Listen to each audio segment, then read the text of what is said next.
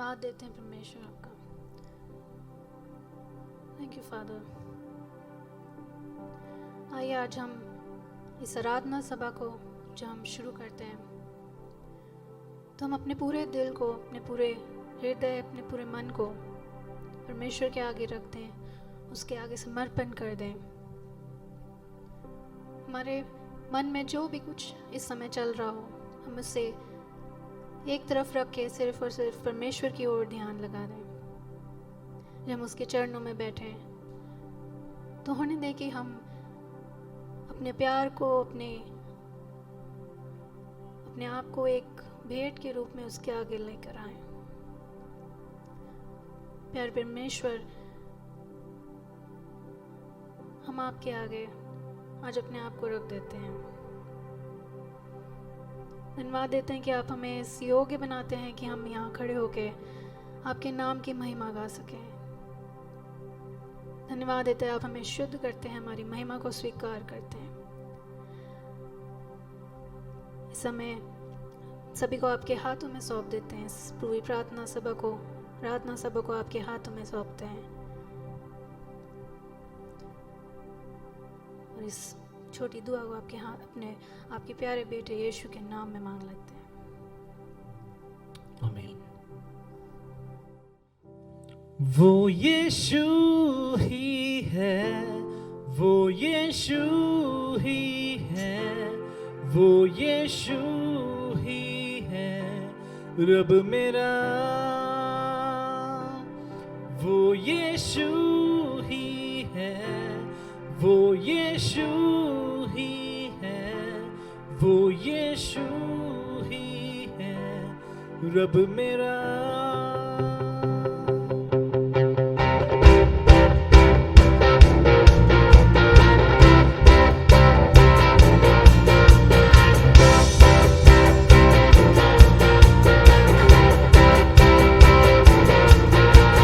कौन है जो हम सबसे तो प्यार करता है? कौन है जो हर मुश्किल आसान करता है? कौन है जो हम सबसे तो प्यार करता है? कौन है जो हर मुश्किल आसान करता है? कौन है जिसने अपनी जान दिए दी? कौन है जो हमको अपनी रूह से भरता है? वो यीशु ही है, वो यीशु ही है, वो यीशु ही है रब मेरा। वो यीशु ही है,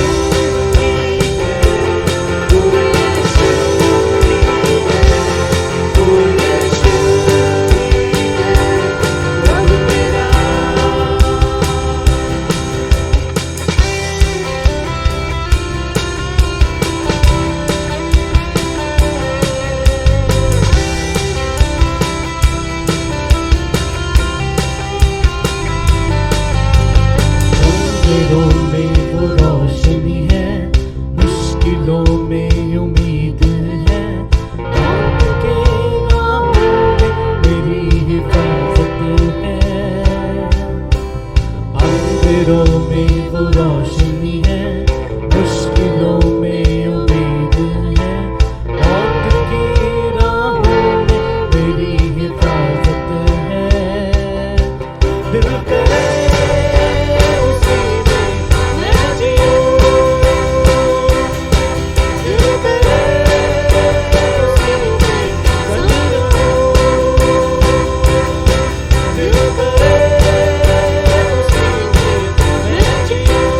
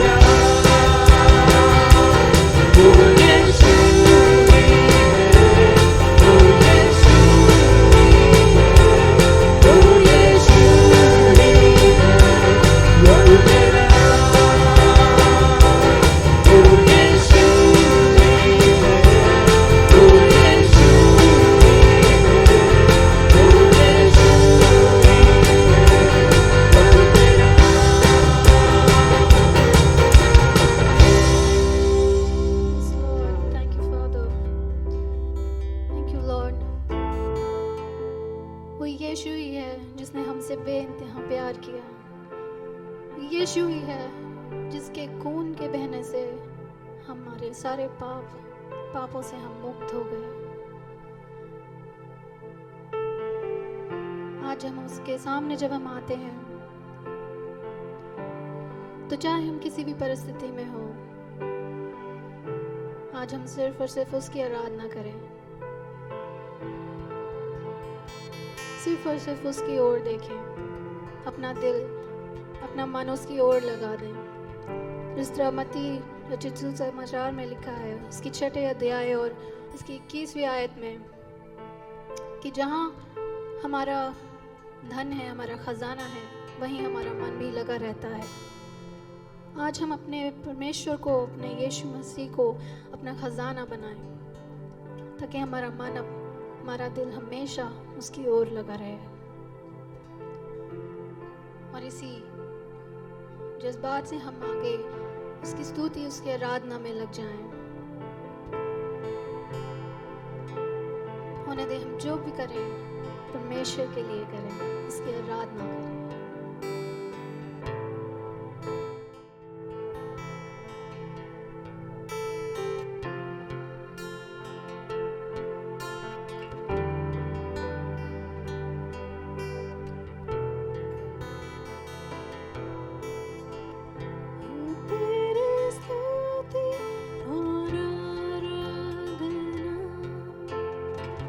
करता हूँ मैं तुझसे ये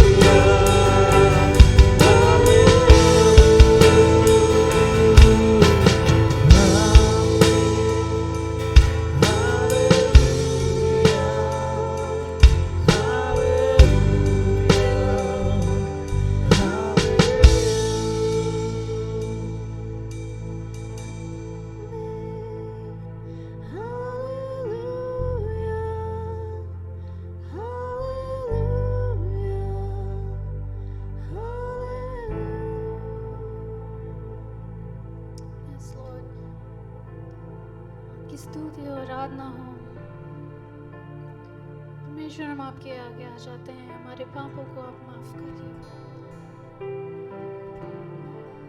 हमारे सारे पाप अपने हमसे दूर कर दीजिए ताकि हम आपके आगे आ सके, आपकी प्रस्तुति में आ सके। परमेश्वर, आज आप चाहें जैसे भी परिस्थिति में हो, आप चाहे बीमार हो, कर्जे में हो, आपका दिल टूटा है, आपका मन बिखरा हुआ है, आज उस टूटे हुए दिल को अपने परमेश्वर के पास ले आए और उसकी स्तुति करें। आज सारी बातों को एक अपने मन से हटा दें और उसकी आराधना करें, उसके नाम को ऊंचा उठाएं। आज सिर्फ और सिर्फ ना हम कुछ मांगे, ना कुछ पाने की इच्छा रखें, परंतु सिर्फ उसकी आराधना करें, उसको होसन्ना दें। हमारे मन को, हमारे दिल को उसके पास ले आए और उसके होसन्ना गाएं।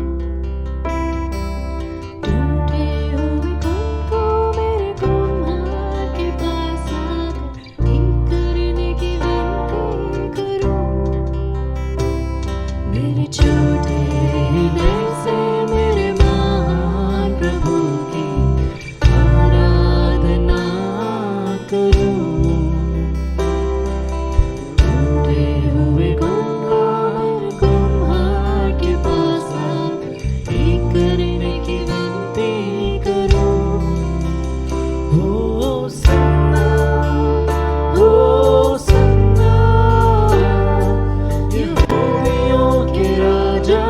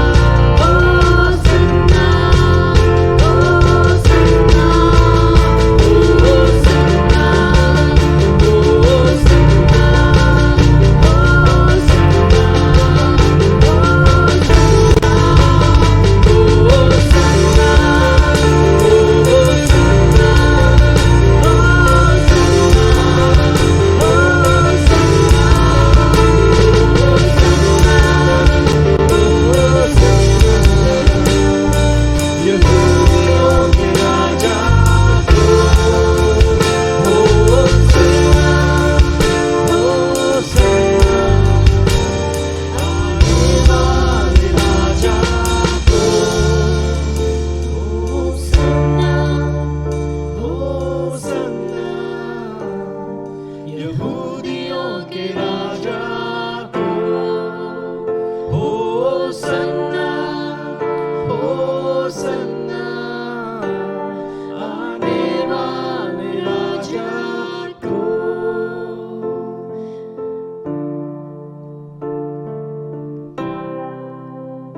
होसन्ना प्रभु, हमारी स्तुति पे विराजमान हो जाइए। Let this worship be an aroma in your sight, O Father. Just as we are, may you accept us, O Father. हमें स्वीकार कर लीजिए, हमें गले से लगा लीजिए। जिस तरह उस पिता ने अपने बेटे को गले से लगा लिया था, जो उससे दूर चला गया था, और जब वो वापस आया तो उसने पाया कि उसका पिता उससे उतना ही प्यार करता है, उसकी राह देखता है। परमेश्वर, आज हम आपके पास वापस आते हैं, अपने सारे पापों को सामने रखते हैं। हमें स्वीकार कर लीजिए परमेश्वर।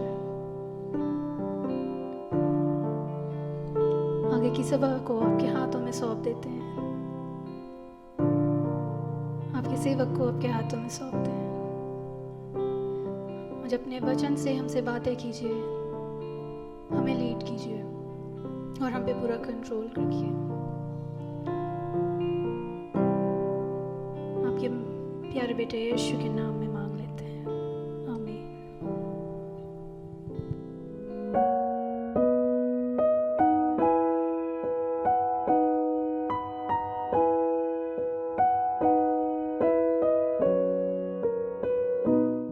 Praise the Lord. आज के पवित्र दिन के सुबह का समय के लिए प्रभु का धन्यवाद देते हैं। और आज इस सभा आराधना में आप सबको स्वागत करता हूं। आज का ये आराधना आप सबके लिए अनुग्रह का कारण बने। जो भी कलाम आज आपको देने जा रहे हैं, इस कलाम के द्वारा आप सब आशीषित हो जाएं। वचन परमेश्वर का है, हम परमेश्वर के हैं, और पवित्र आत्मा आज हमसे बात करने के लिए आइए हम प्रार्थना पूर्वक खुदावंत के पवित्र चरणों पर बैठे। वचन के प्रचार करने से पहले आइए हम अपने सुरों को झुकाएं, प्रार्थना करें। सुर के पिता, जो कलाम हम पढ़ने जा रहे वो कलाम हमारे मनों में रखें, हमारे आत्मा को शक्ति और सामर्थ्य मिले, हमारे विश्वास बढ़े, हमें आत्मिक उन्नति मिले। खुदावंद, ये कलाम हमारे जीवन को परिवर्तन लेकर आए, हमें सोचने के लिए, समझने के लिए एक अवसर बने। खुदावंद, इस बंदगी के शुरू से आखिरी तक, इस कलाम के प्रचार के शुरू से आखिरी तक आपका आत्मा हमारे मध्य में मंडलाते रहे। तमाम बात तेरे हाथ में सौंपता हूँ। आपने हमारा प्रार्थना सुना, धन्यवाद। यीशु मसीह के नाम से हम मांगते हैं, आमीन। और आज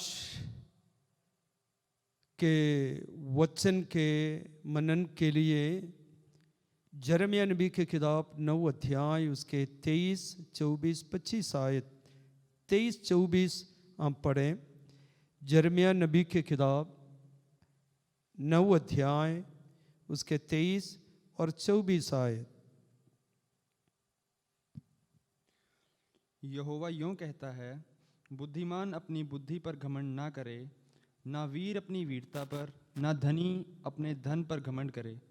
परंतु जो घमंड करे वह इस बात पर घमंड करे कि वह मुझे जानता और समझता है कि मैं ही वह यहोवा हूँ जो पृथ्वी पर करुणा, न्याय और धर्म के काम करता है, क्योंकि मैं इन्हीं बातों से प्रसन्न रहता हूँ। पढ़कर सुना हुआ इस कलाम के लिए प्रभु का धन्यवाद देते हैं।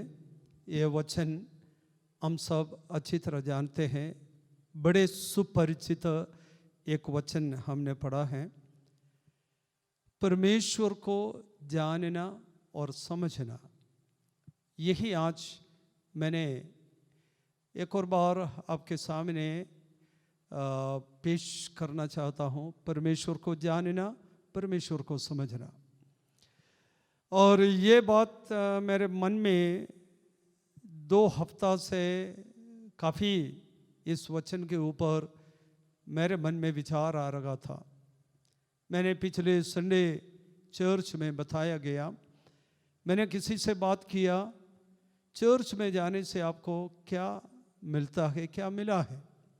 उसके जवाब ये था, चर्च में जाने से हमारी बीमारी ठीक हो गया, जो भी बीमार था हम, बुखार ठीक हो गया और दर्द ठीक हो गया।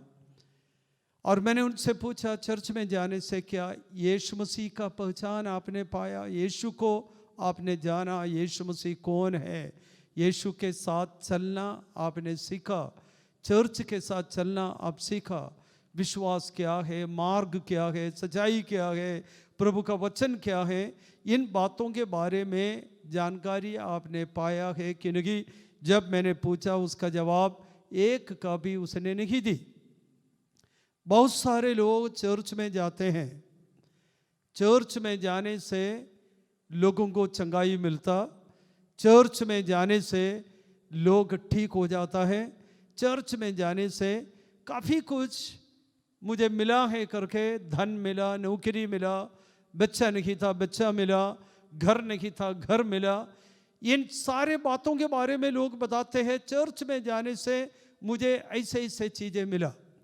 लेकिन आज इस संदेश के शुरू में मैंने आपसे ये सवाल पूछना चाहता हूँ, चर्च जाने से चर्च के साथ कैसे चलना है, क्या ये बात आपने सीखा? चर्च में जाने से प्रभु यीशु मसीह को आपने जाना, यीशु मसीह के साथ कैसे चलना है, क्या ये बात आपने सीखा? विश्वास में कैसे बढ़ना है, ये बात आपने सीखा? क्या चर्च में जाने से मार्ग, सत्य और जीवन प्रभु यीशु है, उसके बारे में उसका जानकारी क्या आपने पाया? पौलुस कई साल यीशु मसीह के साथ चला, चलने के बावजूद भी पौलुस कहता है, मैं उसको और भी जानना चाहता हूं, उसके दुखों को, उसके कष्टों को, उसके क्रूसिफिकेशन को मैं और जानना चाहता हूं। तो आप चर्च में जाने से सबसे पहले आप यीशु मसीह को जानना सीखे, यीशु मसीह को जानना सीखे। यहां पर ये 9 अध्याय में पृथ्वी में या दुनिया में लोगों के घमंड की 3 बातों के बारे में यहां पर लिखा। पहली बात एजुकेशन, दूसरे बात उनका पावर, तीसरे बात वेल्थ। ये तीनों बात हैं अभी दुनिया में घमंड की बात, घमंड की बात है, दुनिया के घमंड की बात। एक और बार मैं बताना चाहता हूं, एजुकेशन बहुत घमंड की बात लोगों के जीवन में बन गया। दूसरा अपना शक्ति, पावर, चाहे वो किसी भी तरह की शक्ति हो। और तीसरा जो वेल्थ है या धन। लेकिन सर्वशक्तिमान परमेश्वर यिर्मयाह नबी के द्वारा कहते हैं, आप अपने धन पर घमंड ना करें, आप अपने शक्ति पर घमंड ना करें, आप अपने एजुकेशन पर घमंड ना करें। लेकिन ये तीनों बात का घमंड बहुत ज्यादा दुनिया में हो गया।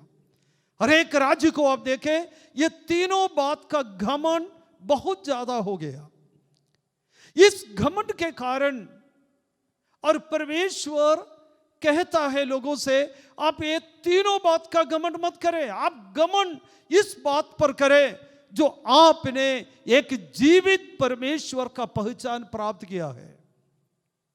जिनके पास पैसा है, क्या जीवित परमेश्वर का पहचान आपने पाया, जिसने आपको पैसा कमाने का शक्ति दी? जिसके पास शक्ति और सामर्थ्य है, या किसी भी बातों का शक्ति और सामर्थ्य है, क्या आप अपने आप को पूछे, आपको जो शक्ति दिया हुआ सर्वशक्तिमान परमेश्वर का पहचान आपने पाया? क्या आपके पास धन है? यह धन मिला हुआ, दिया हुआ परमेश्वर का पहचान आपने पाया है। यहां पर परमेश्वर यिर्मयाह नबी के द्वारा लोगों से कहता है, आप घमंड करो जरूर। किस पर? यह सब कुछ दिया हुआ परमेश्वर के ऊपर। दूसरी बात, आपने परमेश्वर का पहचान पाया है। परमेश्वर, एक सही रास्ता आपने पाया, उसमें आप घमंड करें। प्यारे अजीजों, हमारे अंदर घमंड का बहुत बातें होता है। यदि आप अपने जिंदगी को परख कर देखें, घमंड की काफी बातें जीवन में आ जाता है। लेकिन यदि कोई बोले मेरे अंदर कोई घमंड नहीं, लेकिन फिर भी आपके अंदर कई तरह की घमंड जीवन में आ जाता है। आपको मालूम है आपके अंदर कौन से बात की घमंड है?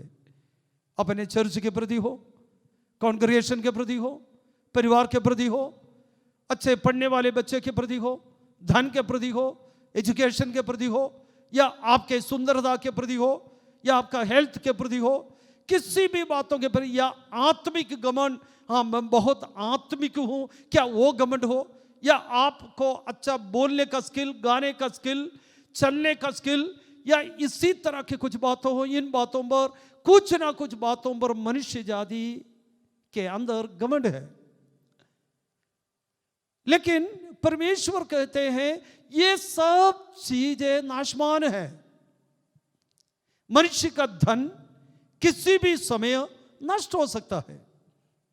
अभी इकोनॉमी कितना डाउन हो गया, कितने लोगों के पास वेल्थ के प्रति जो घमंड करता था वो बिल्कुल नीचे आ गया। एजुकेशन, और बहुत उसमें गड़बड़ हो रहा है। और शक्ति, पावर में, अब देखो जो भी राज्य को आप देखें, वो राज्य कहते हैं हम शक्ति में आगे हैं, लेकिन वो नीचे आ गया। लोग कहते हैं हमारा शक्ति हमें नहीं बचा रहे, एजुकेशन नहीं बचा रहे, पैसा नहीं बचा रहे। सारी दुनिया चिल्ला रहे इन दिनों में, कई महीनों से लोग चिल्ला रहा है ताकि हमारे जीवन का कुछ भी बात हमें बचा नहीं पा रहे। लेकिन आपको और मुझको, सारे दुनिया को इस परिस्थिति में या इस परिस्थिति के बीच में एक जीवित परमेश्वर का जानकारी प्राप्त करना बहुत जरूरी है।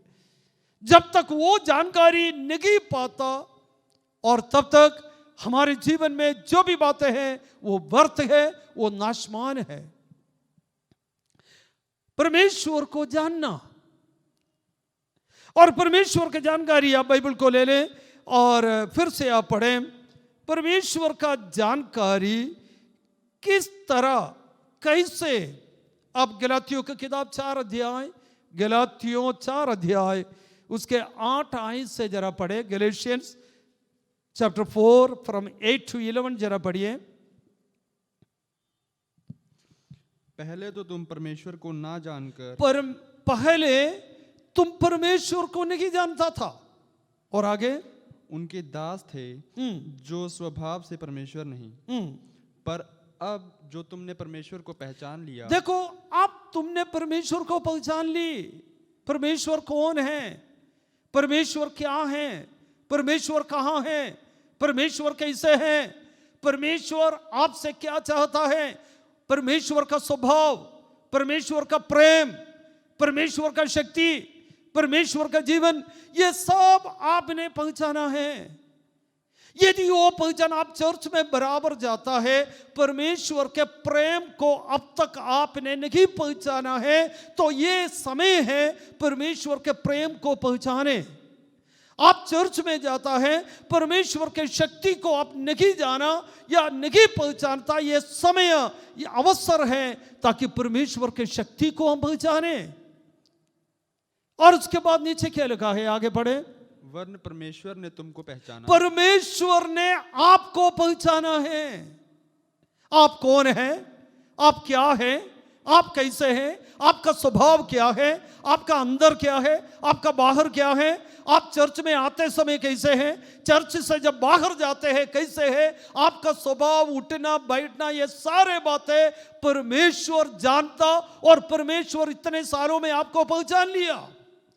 यदि आप प्रभु में 4 साल हो गया, 4 साल से परमेश्वर आपके आत्मिक जीवन को पहचानता है, आपका प्रकृति प्रभु जानता है। कितने सालों से आप प्रभु में आते हैं, प्रभु में आया है, इतने सालों में परमेश्वर आपको जाना और पहचाना। मैं आपसे पूछता हूं, कितने साल हो गए आप चर्च में आते हैं? क्या आपने परमेश्वर को पहचाना? क्या परमेश्वर के प्रेम को आप पहचाना? क्या परमेश्वर की शक्ति को आप पहचाना? और परमेश्वर इस जगत में अपने पुत्र को क्यों भेजा, इसके बारे में जानकारी आपको है? क्या परमेश्वर के साथ हमारा मित्रता कैसे है, क्या हमारा विश्वास किस प्रकार है, इन बातों के बारे में अच्छी तरह सोचने का अवसर है। उसके बाद नीचे लिखा है, और आगे पढ़े, तो निर्बल और निकम्मी आदि शिक्षा की बातों की ओर क्यों फिरते हो, जिनके तुम दोबारा दास होना चाहते हो। आप देखो, यहां पर पूछता है, परमेश्वर आपको जाना, आप परमेश्वर को जाना, फिर निकम्मे बातों के पीछे क्यों आप घूमते हैं, क्यों फिरते हैं?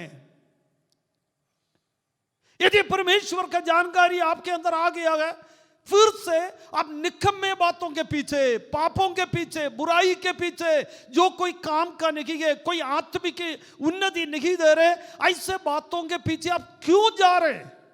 यदि ऐसे बातों के पीछे आप जा रहे हो, मतलब परमेश्वर का पहचान आपके अंदर अभी तक नहीं है। यदि परमेश्वर का पहचान आपके अंदर आया होता तो इन बातों से अब बचना था। अभी भी कई लोग कई बुराई से, कई बातों से, कई पापों से बचा नहीं, अभी भी उसके पीछे। उसका कारण क्या है? परमेश्वर का पहचान अब तक अंदर जीवन में नहीं आया। पौलुस गलातियों के विश्वासियों को कहता है, परमेश्वर को आप जाना, कई साल हो गया, परमेश्वर आपको जाना है, ये दोनों जानकारी, लेकिन फिर क्यों आप निकम्मे बातों के पीछे, क्यों बुराई के पीछे आप भागते हैं, क्यों अंधकार के पीछे आप भागते हैं? फिर क्यों परमेश्वर को जो बात पसंद नहीं है, परमेश्वर को जो बात अच्छा नहीं लगता, ऐसे ऐसे चीजों के पीछे, ऐसे ऐसे बातों के पीछे, ऐसे ऐसे कामों के पीछे क्यों जा रहा है? यदि ऐसा आप अभी भी जा रहे, इट मीन्स परमेश्वर का पहचान अब तक आपके अंदर ठीक से नहीं आया। परमेश्वर के पहचान क्या है वो आप जरा देखे प्रभु का वचन में। परमेश्वर का पहचान क्या है? परमेश्वर के पहचान यदि अंदर आया है, पहले थिस्सलुनीकियों 4 अध्याय उसके 3-4 आयत को पढ़े। पहले थिस्सलुनीकियों उसके 4 अध्याय 3 आयत से जरा पढ़े। क्योंकि परमेश्वर की इच्छा यह है, परमेश्वर का इच्छा यह है कि तुम पवित्र बनो, तुम पवित्र बनो, और अर्थात व्यभिचार से बचे रहो, व्यभिचार से बचे रहो, और तुम में से हर एक पवित्रता और आदर के साथ अपनी पत्नी को प्राप्त करना जाने। आप देखें यहां पर कहते हैं आप बुराई से बचे रहो। मतलब यदि नॉलेज ऑफ गॉड, परमेश्वर का पहचान आपके अंदर आया है, तो आप बुराई से बचे रहना। एक मोरल ट्रांसफॉर्मेशन आपके जीवन में आना चाहिए। यदि एक मोरल ट्रांसफॉर्मेशन हमारे जीवन में नहीं आया, तो परमेश्वर का नॉलेज, प्रभु का जानकारी हमारे अंदर नहीं आया। यदि आप कहते हैं मैं परमेश्वर को जानता हूं, आप क्या जानते हैं? अपने आप को पूछो, परमेश्वर को क्या जानते हैं आप? उसके स्वभाव को आप जानते हो? परमेश्वर आपसे क्या चाहता है वो जानते हो? परमेश्वर एक किस प्रकार का एक इंसान को चाहता है? कैसे एक व्यक्ति प्रभु चाहता है? हम क्या बनना, क्या होना, कैसे चलना परमेश्वर चाहता क्या? इस बातों का जानकारी हमने पाया कि नहीं? और आप देखें यूहन्ना के इंजील 17 अध्याय उसके 3 आयत को पढ़े। यूहन्ना के इंजील 17 अध्याय उसके 3 आयत। यीशु मसीह के एक प्रार्थना है, यूहन्ना 17 अध्याय उसके 3 आयत में लिखा, पढ़े। और अनंत जीवन यह है, अनंत जीवन यह है कि वे तुझ एकमात्र सच्चे परमेश्वर को और यीशु मसीह को जिसे तूने भेजा है जाने। जाने, यीशु मसीह को जाने, वो है अनंत जीवन, वो है इटर्नल लाइफ। यीशु मसीह को जानना वो है अनंत जीवन। यदि आप कहते हैं मैंने अनंत जीवन को पाया, इटर्नल लाइफ को मैंने पाया, क्या आप यीशु को जाना है? यीशु मसीह को जानने का मतलब क्या है? हमारे जीवन में एक परिवर्तन आना, हमारे जिंदगी में, हमारे स्वभावों में, हमारे बातचीत में, हमारे चाल चलन में, हमारे बिहेवियर में अभी तक कोई परिवर्तन नहीं आया, उसका मतलब यह है यीशु को हम ठीक से नहीं जाना। शायद आप चर्च आते हैं, बाइबल पढ़ते होंगे, परमेश्वर ने आपको बहुत कुछ किया है, आपके पास बहुत गवाही है, प्रभु ने आपके जीवन के लिए किया हुआ बहुत गवाही आपको बोलने के लिए है। लेकिन हमारा सवाल वो नहीं है, हमारा सवाल ये है क्या यीशु मसीह का पहचान आपने पाया? यीशु मसीह को आप जाना है? यदि आप प्रभु यीशु को जाना है तो यीशु मसीह के विश्वास में कैसे बढ़ना, ये बात आप सीखा। क्या यीशु को जाना है तो परमेश्वर के भवन में किस प्रकार व्यवहार करना है, किस प्रकार प्रभु के साथ चलना है, किस प्रकार परमेश्वर के भवन के साथ चलना है, किस प्रकार प्रभु के सेवा करना है, किस प्रकार आराधना करना और प्रार्थना करना, किस प्रकार हम उपवास और दान दें, ये सारी बात क्या आपने समझ ली, सीख लिया?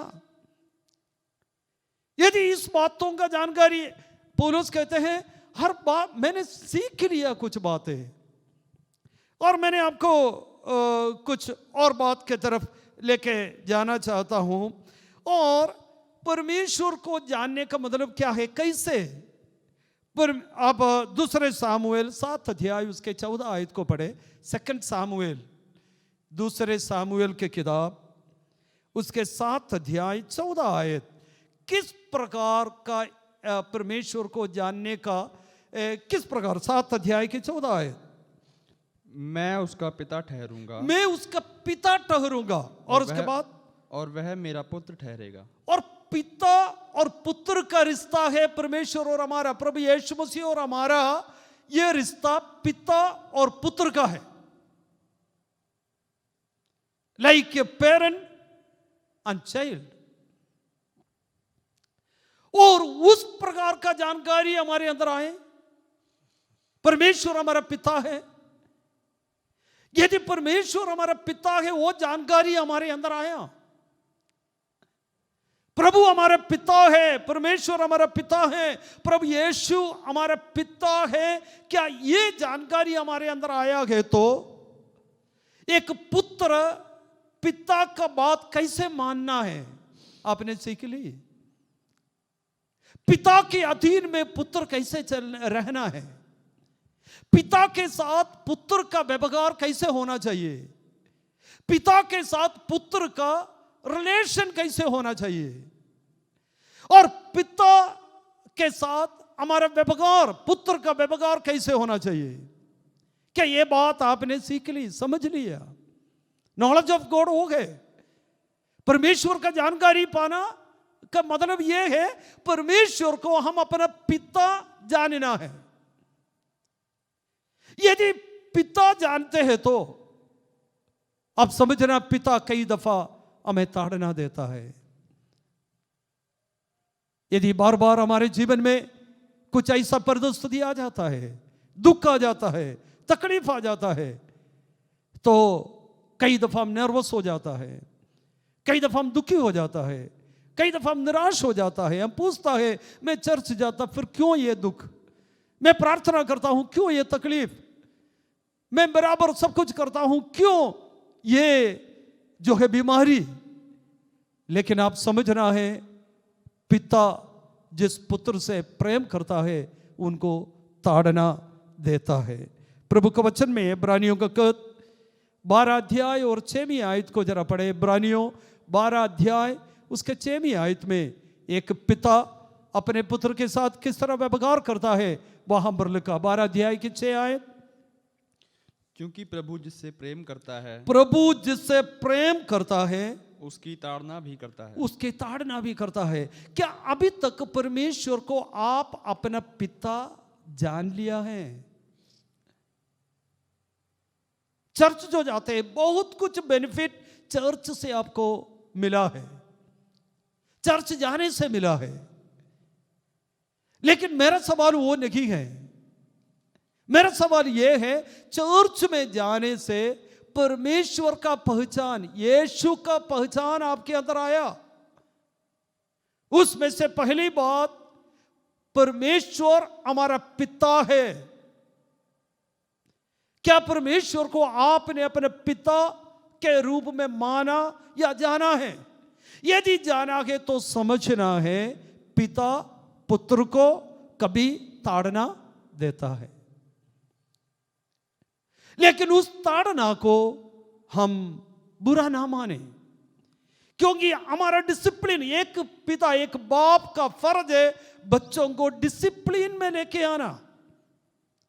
ऐसा कोई घर पे नहीं जो बाप बच्चों को नहीं मारता, क्योंकि बाप क्या चाहता है, बच्चे डिसिप्लिन में रहें, डिसिप्लिन में चलें।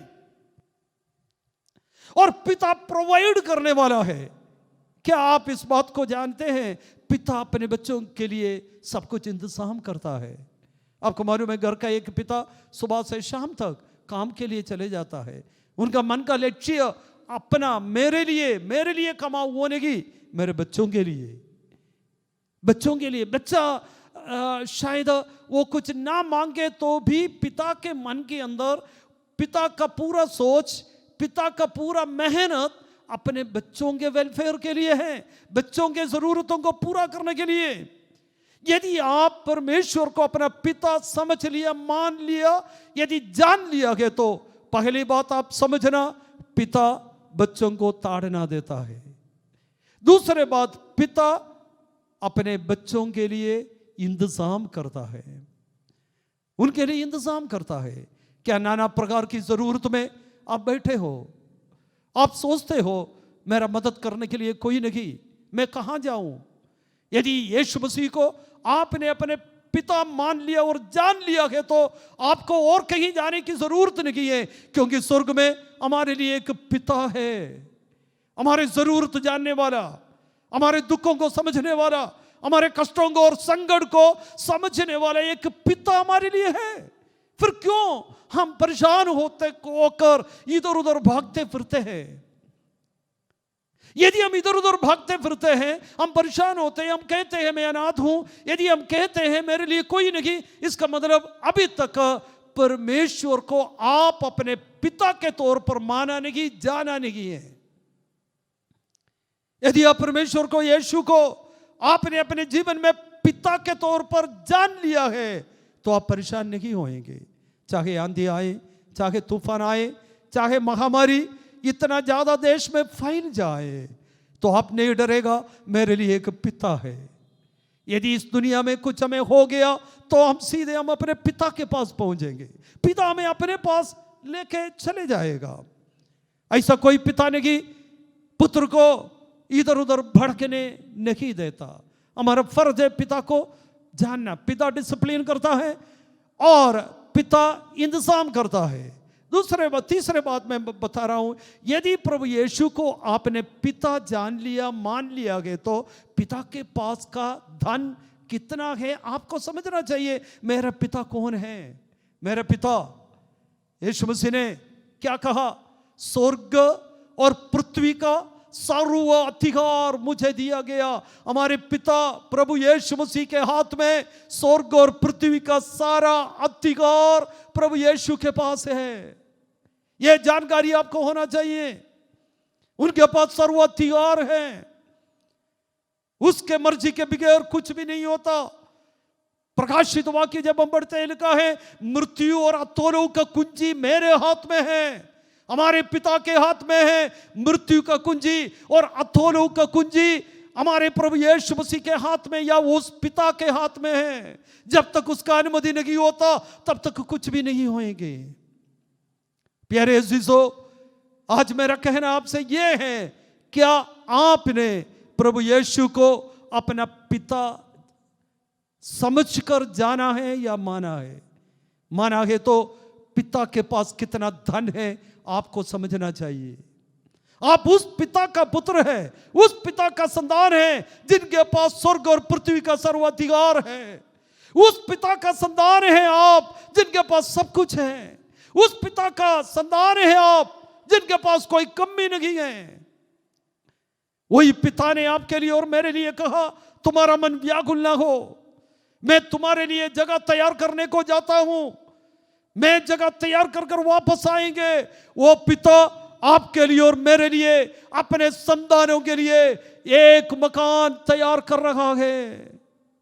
वो हाथ से, कोई मनुष्य के हाथ से तैयार किया हुआ नहीं। प्रभु यीशु आप ही अपने संतानों के लिए जगह तैयार कर रहा है। कभी भी आप अपने मन में ना सोचे मेरे लिए कोई जगह नहीं, क्योंकि यीशु मसीह को यदि आपने पिता जाना है, यीशु मसीह को पिता माना है, वो पिता आपके लिए और मेरे लिए जगह तैयार करने को गया है।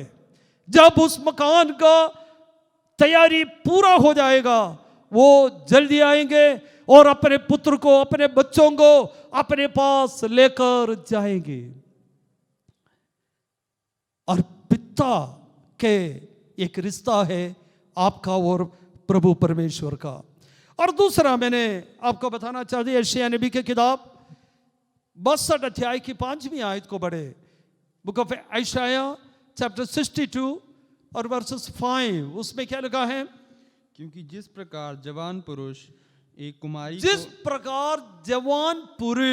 एक कुमारी को ब्याह लाता है, एक कुमारी को ब्याह लाता है, वैसे ही तेरे पुत्र तुझे ब्याह लेंगे। और आगे, और जैसे दूल्हा अपनी दुल्हन के कारण हर्षित होता है। देखो, दूल्हा दुल्हन के कारण हर्षित होना है। और हमारे रिश्ता क्या है, कैसा है? परमेश्वर को जानना, नॉलेज ऑफ गॉड या नोइंग ऑफ गॉड। परमेश्वर को जानने का मतलब किस प्रकार जानना? पहली बात मैंने आपको बताया, परमेश्वर हमारा पिता है। एक पिता पुत्र का संबंध है।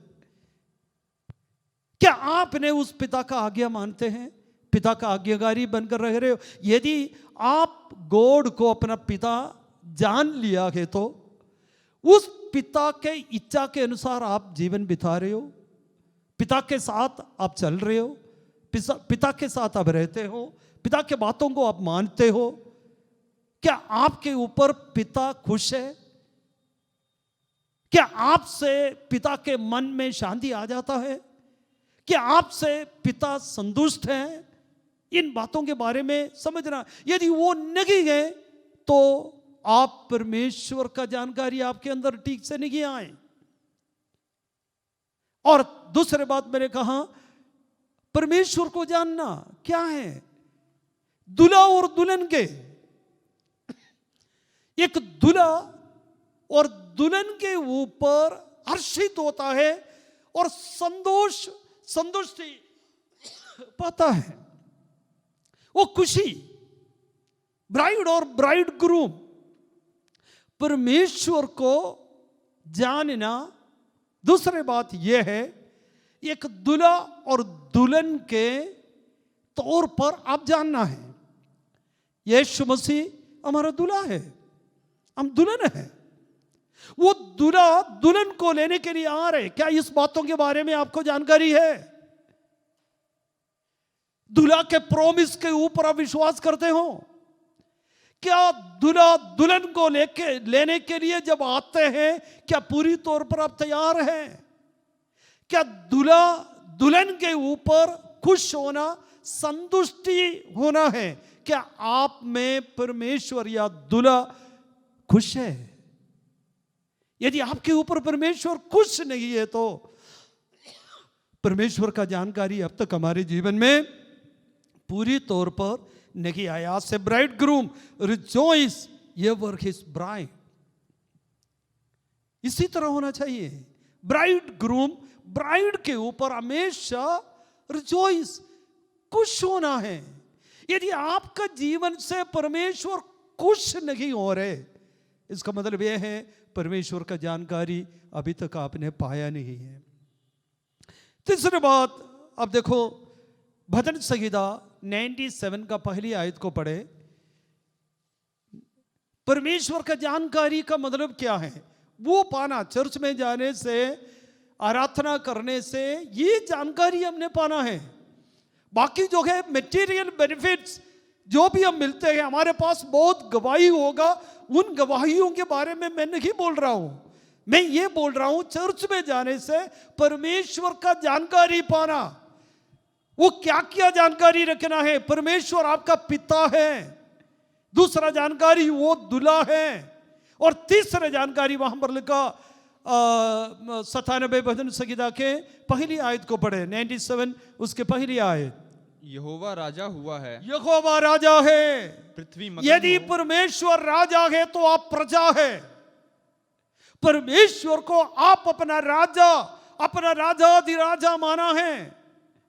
यदि परमेश्वर राजा है तो आप प्रजा राजा के अधीन में रहना है, राजा के कहना मानना है, राजा के हुकूमत में प्रजा रहना है। क्या अब तक आप उस सर्वशक्तिमान परमेश्वर राजाधिराजा है, उस राजाधिराजा के हुकूमत के अधीन में आप आया नहीं है तो परमेश्वर का जानकारी आपके अंदर नहीं है।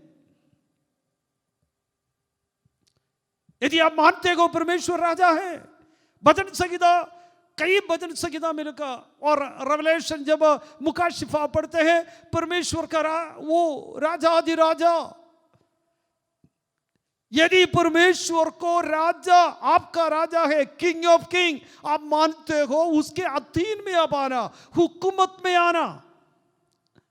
एक राजा के हुकूमत में कैसे रहना है? आपको मालूम है जब राजाओं के समय के बारे में पुराना नियम में बहुत स्पष्ट लिखा, यदि राजा चाहे तो किसी को भी कुछ भी दे सकता है, यदि राजा चाहे किसी को भी कुछ भी कर सकता है। राजा से अब बलवा नहीं कर सकता, राजा से पूछ नहीं सकता आप क्यों कर रहे हैं, राजा का मर्जी है।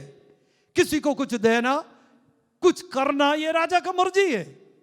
आप राजा के अधीन में आना है, किंग के अधीन में। यदि अभी भी परमेश्वर का प्रभुता आपके ऊपर नहीं है तो सर्वशक्तिमान परमेश्वर एक राजा बनकर आपके जीवन में नहीं है। उसके अधीन में आना बहुत ही जरूरी है। आप जरा देखें पहले सामुएल की किताब 8 अध्याय उसके 7वीं आयत को पढ़े। सामुएल की किताब 8 अध्याय, 1 सामुएल चैप्टर 8 वर्स 7। और यहोवा ने शमूएल से कहा, यहोवा शमूएल से कहा, वे लोग जो तुझसे कहें उसे मान ले, क्योंकि उन्होंने तुझको नहीं परंतु मुझी को निकम्मा जाना है, और कि मैं उनका राजा ना रहूं, मैं उनका राजा ना हूं। और परमेश्वर उनका राजा बनकर रख रहा था और लोगों ने वो राजा मांगा। तो परमेश्वर ने सामुएल से कहा इसमें दुखी ना हो, क्योंकि मैं उनका राजा बनकर रहना वो नहीं चाहता। क्या आपका राजा परमेश्वर बनकर रह रहे? आपके घर का हुकूमत, आपके जिंदगी का हुकूमत किसका है? किसके अधीन में अब रहते हो? क्या परमेश्वर को आप अपने जीवन का राजा आपने माना है, जाना है, समझा है? वो जानकारी आपके अंदर है? यदि नहीं है तो उस राजा के अधीन में आ जाए, उसके हुकूमत में अब आ जाए। अब एक दिन स्वर्ग में उस सर्वशक्तिमान परमेश्वर राजा के अधीन में आप और मैं रहना है। ये बात भी हम समझे। Praise the Lord. और आगे हम देखें उत्पत्ति की किताब 48 अध्याय उसके 15 आयत से पढ़े। उत्पत्ति जेनेसिस 48:15 से पढ़े। और परमेश्वर को जानना, किस प्रकार जानना? परमेश्वर पढ़े 15 आयत से।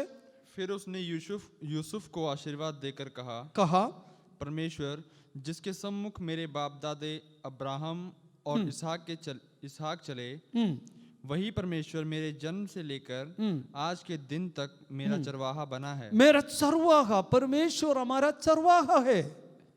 परमेश्वर को आपका चरवाहे के तौर पर मानना, like a shepherd and sheep, ये जानकारी हमारे अंदर होना चाहिए। परमेश्वर हमारा चरवाहा है। यदि परमेश्वर हमारा चरवाहा है तो शीप किस प्रकार उस चरवाहे के साथ रहना, यह हमें समझना। परमेश्वर को मैं शुरू से बताई हुआ बात आप भूलना नहीं। चर्च में जाता है जरूर, लेकिन मेरा यह सवाल है, चर्च में जाने से क्या परमेश्वर को आपने जाना है? परमेश्वर का जानकारी आपके अंदर आया कैसे? परमेश्वर हमारा पिता है करके आपने जाना? क्या परमेश्वर एक दुल्हा के तौर पर है, वो आपने जाना? क्या परमेश्वर राजा है? यहां पर लिखा परमेश्वर चरवाहा। परमेश्वर आपका चरवाहा है। बाइबल में बहुत जगह पर चरवाहे के बारे में लिखा है। चरवाहा क्या करता है? अपने भेड़ों के लिए क्या करता? भेड़ों के साथ कैसे करता? भेड़ों के आगे क्या करता? भेड़ों के पीछे क्या करता? भेड़ घूम जाए तो क्या करता? भेड़ों के लिए क्या क्या करता है? लेकिन भेड़ चरवाहे के साथ किस प्रकार होना चाहिए? यूहन्ना के इंजील 10 अध्याय हम सब जानते हैं। चरवाहा कौन है और भेड़ कौन है? चरवाहा अपने भेड़ के आगे आगे चलता और भेड़ चरवाहे के पीछे पीछे, चरवाहे से दूर नहीं, पीछे पीछे। और चरवाहे की आवाज भेड़ सुनता है, औरों की आवाज नहीं सुनता, औरों के पीछे नहीं चलता। एक भेड़ औरों के पीछे, औरों के बातों में, औरों की आवाज पर ना चले। यदि आप परमेश्वर को अपने जीवन में चरवाहा जाना और माना है तो आप एक भेड़ है। भेड़ किस प्रकार चरवाहे के साथ रहना, उसके अधीन में रखना, उसके पीछे चलना, यदि वो अनुभव से आप नहीं चल रहा है, इसका मतलब क्या है? आपने परमेश्वर को अपने जीवन में चरवाहे के तौर पर जाना नहीं अभी तक। चरवाहे के और कई स्वभाव के बारे में लिखा है। चरवाहा कैसे करता है? यशायाह नबी की किताब 40 अध्याय निकाले, उसके 11 आयत। यशायाह नबी की किताब 40 अध्याय के 11 आयत। चरवाहा का प्रेम, चरवाहा किस प्रकार हमें संभालता है। 11 आयत को पढ़े 40 का। यशायाह नबी की किताब 40 अध्याय उसके 11 आयत। वह चरवाहे के समान, वे चरवाहे के समान अपने झुंड को चराएगा, अपने झुंड को चराएगा। और उसके बाद वह भेड़ों के बच्चों को, भेड़ों के बच्चों को अंकवार में लिए रहेगा, और दूध पिलाने वालियों को धीरे धीरे ले चलेगा। धीरे धीरे चलाता है। उठाने वालों को चरवाहा उठाता है, चलाने वालों को चलाता है, उंगली पकड़कर वो चलाता है। परमेश्वर एक चरवाहा बनकर इतने साल हमारे साथ रहा। आप अपने जिंदगी को परख कर देखें। एक अच्छा चरवाहा बनकर प्रभु परमेश्वर हमारे साथ रहा, आपको चलाया। जहां पर आप गिर गया था, परमेश्वर एक चरवाहे के तौर पर आपको उठाया। जहां पर आप चल नहीं सकता था, वो चरवाहा आपको चलाया, चलना सिखाया। क्या ये बात आप जानते हो? ये बात आप समझते हो? परमेश्वर एक चरवाहा। इसलिए दाऊद 23 वचन से किताब में लिखा, यहोवा मेरा चरवाहा है, मुझे कुछ घटी ना होगी। परमेश्वर हमारा चरवाहा है। परमेश्वर को एक चरवाहे के तौर पर हम जानना और वो जानकारी हम अपने जीवन में रखना बहुत ही जरूरत है। मैंने एक दो बात और बताकर मैं जल्दी समाप्त करना चाहता हूं। यदि परमेश्वर का जानकारी हम नहीं पाया है तो हमारे जीवन में क्या नुकसान है? परमेश्वर का द नॉलेज ऑफ गॉड यदि हमारे अंदर नहीं है, हम नहीं पाया है, तो क्या नुकसान है। रोमियो का किताब पहली अध्याय उसके 21 आयत को पढ़े। Romans chapter 1 versus 21। यदि हम परमेश्वर का जानकारी नहीं रखा तो क्या नुकसान हो सकता है? इस कारण कि परमेश्वर को जानने पर भी उन्होंने परमेश्वर के योग्य बड़ाई और धन्यवाद ना किया। धन्यवाद नहीं किया। परमेश्वर को जानने पर भी परमेश्वर का योग्य धन्यवाद और बड़ाई लोगों ने नहीं की। और आगे, परंतु व्यर्थ विचार करने लगे। क्या आज इस आराधना सभा में आप अपने आप को परखो। परमेश्वर को, मैंने पहले एक आयत पढ़कर आपको सुनाया, परमेश्वर आपको जाना, आप परमेश्वर को जाना। परमेश्वर को जानने के बावजूद भी, परमेश्वर एक पिता समझने के बावजूद भी, परमेश्वर आपका चरवाहा समझने के बावजूद भी, उसका उचित बड़ाई ना करते हुए, प्रभु को धन्यवाद ना देते हुए हम अपने जीवन बिताया है। तो आज इस प्रार्थना में हम समझ ले, हम एक और बार। और फिर क्या लिखा? परमेश्वर ने क्या की? यहां तक कि उनका निर्बुद्धि मन अंधेरा हो गया।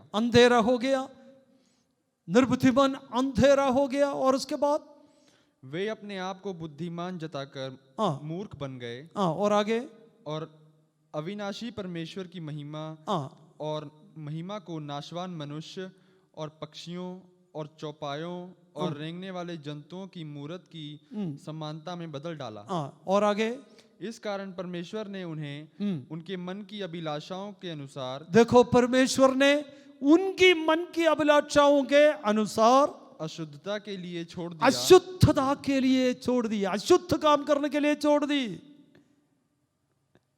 और कई विश्वासी, कई लोग अशुद्ध कामों के पीछे क्यों? क्योंकि परमेश्वर ने उनको छोड़ दी ताकि वो अशुद्ध काम करे। क्योंकि परमेश्वर को जानने के बावजूद भी, प्रभु के भवन में आने के बावजूद भी, अपने बुराई ना छोड़ते हुए, परमेश्वर का महिमा ना देते हुए, प्रभु के साथ ना चलते हुए, जिस प्रकार प्रभु के लिए जीना चाहिए वैसे ना जीते हुए चलने के कारण मनुष्य को परमेश्वर ने क्या की? उनके अशुद्ध काम का, पर मनुष्य जो अशुद्ध काम करते हैं उनको छोड़ दिया। जाओ करो, जितने मर्जी अपने अशुद्ध कामों में आप लगे रखो, उनके मन के अभिलाषा के अनुसार छोड़ दी। क्या आप समझते हो यह बात अच्छे है? कई लोग कितने बार प्रभु का वचन बताते हैं फिर भी नहीं मानता, सच्चाई को जानते हैं फिर भी समझते नहीं, और परमेश्वर उन्हें छोड़ दी। अब जाकर तुम अपने मन मर्जी जो भी करो, क्योंकि परमेश्वर आपको जाना, आप परमेश्वर को जानने के बावजूद भी प्रभु के इच्छा के अनुसार चलना आप नहीं चाहता। आपके जीवन में, आत्मिक जीवन में कोई परिवर्तन नहीं आ रहे।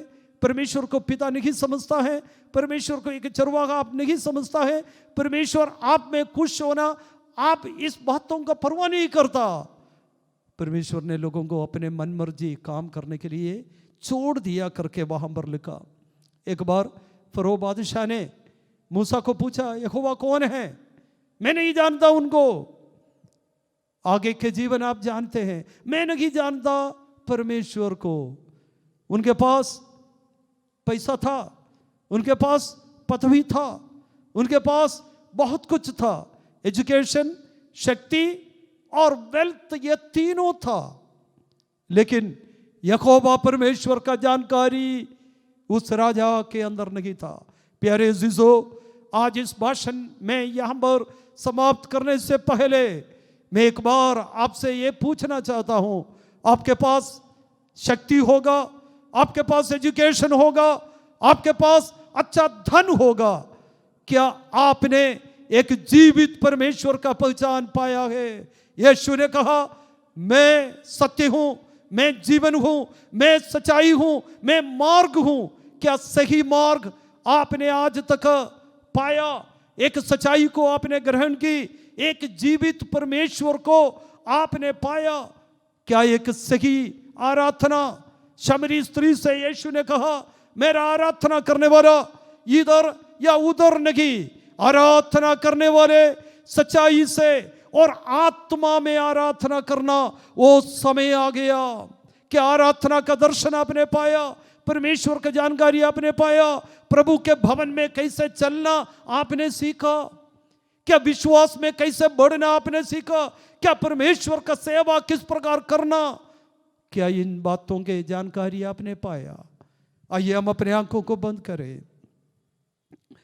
यिर्मयाह नबी की किताब 9 अध्याय 23 और 24 आयत शुरू में हमने पढ़ा। मनुष्य को घमंड करने का 3 बात है, एजुकेशन, पावर एंड वेल्थ। लेकिन ये तीनों नाशमान है करके पिछले 7 महीना से 8 महीना से तकरीबन 1 साल से हमें मालूम हो गया ये तीनों वर्त है, ये तीनों वर्त है। राज्य से ये तीनों चले जा रहे, घरों से ये तीनों चले जा रहे, देश देश में से ये तीनों बातें चले जा रहे। लोग ये तीनों बातों के पीछे रोते पीटते संकट में पड़े हैं। प्यारे अजीजो, यदि परमेश्वर का जानकारी आपके अंदर है तो ये तीनों चीजें प्रभु के ओर से आते हैं। पहले इतिहास की किताब 29 अध्याय आप पढ़कर देखना, प्रभु के खादिम कहते हैं ये तीनों बात खुदा तेरे ओर से आते हैं, परमेश्वर के ओर से आते हैं ये तीनों बात। क्या आप इस बात का जानकारी पाया? आपने समझा है? परमेश्वर को आप अपने पिता माना है या जाना है? आपके लिए एक पिता है। आज फिर से हमारे शांति के लिए, हमारे आश्वासन के लिए खुदा ने ये वचन दी, आपके लिए एक पिता है। पिता का शक्ति, पिता के पास कितना धन है, ये सब आप समझना है। उड़ाऊ पुत्र के बारे में आप सब जानते हैं। वो सूअरों के बीच में अनुचित काम करते हुए एक बार का खाना जो सूअर खाता है वो खाकर पेट भरने के लिए चाहा था, लेकिन उनको नहीं मिला।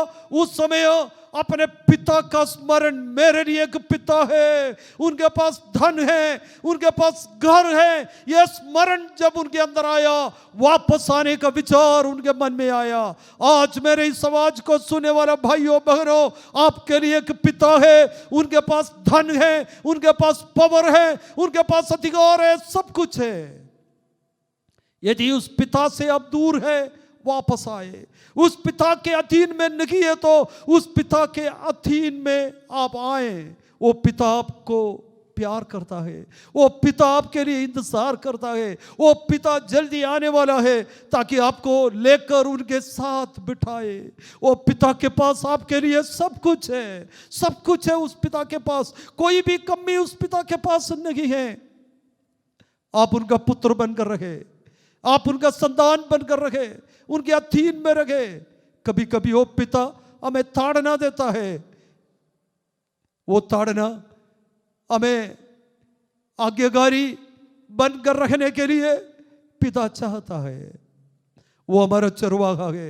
आज तक आपको उठा के लेके फिरा, कितने बार आप गिर गया था, कितने बार आपके अंदर चलने का सामर्थ्य नहीं था, कितने बार आपको रास्ता का मालूम नहीं था, कितने बार परेशान में पड़ा, लेकिन वो अच्छा चरवाहा आपको उठाया, उंगली पकड़कर चलाया, आपके आगे आगे चलकर रास्ता दिखाया।